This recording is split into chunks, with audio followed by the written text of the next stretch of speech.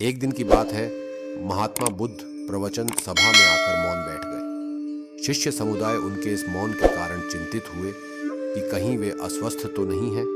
आखिर एक शिष्य ने पूछ ही लिया, भंते, आप आज इस तरह मौन क्यों हैं? वे नहीं बोले तो दूसरे शिष्य ने फिर पूछा, गुरुदेव, आप स्वस्थ तो हैं? बुद्ध फिर भी मौन ही बैठे रहे। इतने में बाहर से एक व्यक्ति ने जोर से पूछा, आज आपने मुझे धर्म सभा में आने की अनुमति क्यों नहीं दी?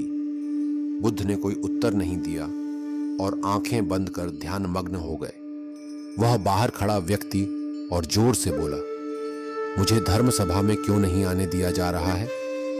धर्म सभा में बैठे बुद्ध के शिष्यों में से एक ने उसका समर्थन करते हुए कहा, भंते, उसे धर्म सभा में आने की अनुमति प्रदान कीजिए। महात्मा बुद्ध ने आंखें खोलीं और बोले, नहीं, उसे अनुमति नहीं दी जा सकती है क्योंकि वह अछूत है। अछूत? मगर क्यों? सारे शिष्य सुनकर आश्चर्य में पड़ गए कि भंते, यह छुआछूत कब से मानने लग गए? महात्मा बुद्ध ने शिष्य समुदाय के मन के भावों को ताड़ते हुए कहा, हाँ, वह अछूत है। वह आज अपनी पत्नी से लड़कर आया है। क्रोध से जीवन की शांति भंग होती है। क्रोधी व्यक्ति मानसिक हिंसा करता है।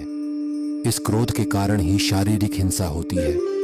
क्रोध करने वाला अछूत होता है क्योंकि उसकी विचार तरंगे दूसरों को भी प्रभावित करती हैं। उसे आज धर्म सभा से बाहर ही रहना चाहिए।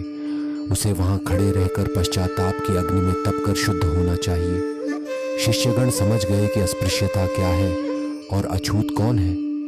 उस व्यक्ति को भी बहुत पश्चाताप हुआ। उसने कभी भी क्रोध न करने का प्रण लिया। बुद्ध ने उसे धर्म सभा में आने की अनुमति प्रदान की।